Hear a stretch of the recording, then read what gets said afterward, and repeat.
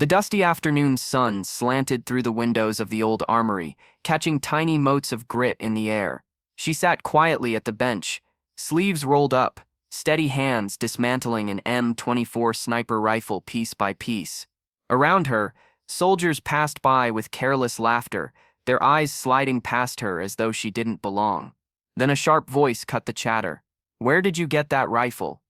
The room froze. The words came from a colonel, his voice filled with disbelief. His boots echoed on the concrete floor as he stepped closer, eyes narrowing at the weapon in her hands.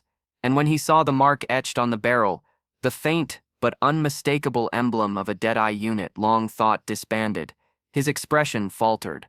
He stopped in his tracks, almost as if the ground itself held him still. Before I tell you what happened next, tell me in the comments where you're watching from. I love knowing who's listening. The young woman didn't look up right away. She brushed her thumb across the cool steel, her mind flickering back to nights of silence broken by gunfire, to the memory of her father's steady voice teaching her to breathe, aim, and believe in herself. That rifle wasn't just metal and glass.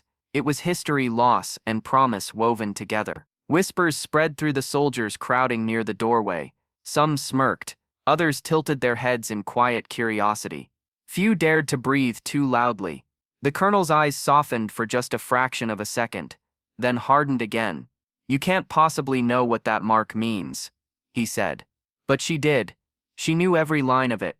Because it had belonged to her father, a marksman who never came home from a mission that had left more questions than answers. And now, his weapon was here, in her care. Her chest tightened, but she forced her voice steady. "I know exactly what it means, sir." The colonel's jaw clenched. For a heartbeat, he looked like a man torn between duty and memory. He had known her father. Every soldier in that room could see it in his eyes. He had marched beside him, perhaps even owed him his life. Yet now, staring at the daughter, he struggled to find the right ground to stand on. Silence pressed heavy.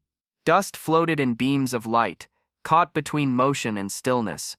A single cough in the crowd broke the moment, then faded. She thought she would never be recognized. She thought the rifle would remain only her secret link to the past. She was wrong. Finally, the colonel exhaled. He stepped forward, lowering his voice until only those closest could hear. "Your father carried that rifle on the day he saved us all.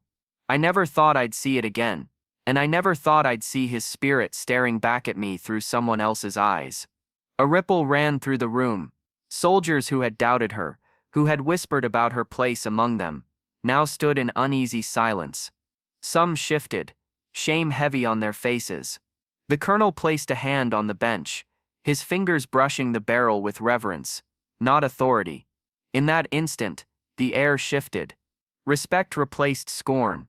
Her heart pounded, but she met his gaze without fear. For the first time, she wasn't just the girl with the rifle.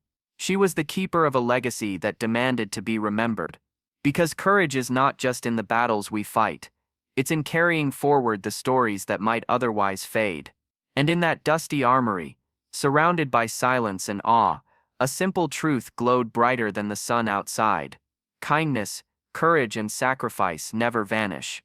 They wait, they endure, and they find their way back when the world needs them most. So remember this: when respect is denied, when kindness is forgotten, when legacies are mocked, they have a way of returning with undeniable force. Because kindness doesn't vanish, it waits, and it finds its way back.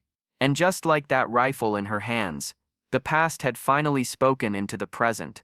If this story moved you, share your thoughts in the comments, subscribe to the channel, and join us again for more powerful stories that remind us of who we are and what we carry forward.